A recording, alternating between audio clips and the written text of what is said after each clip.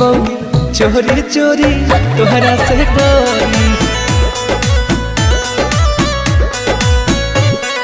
पागल कइले रूपवा बा तोरी मिलबो चोरी चोरी तोहरा से गोरी। पागल कर दे की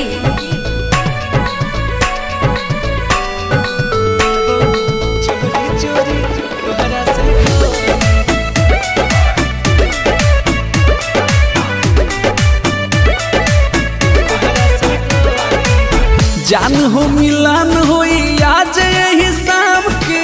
हाँ? बचा के तनिक आराम से। अच्छा ठीक है हल्का मिले वही की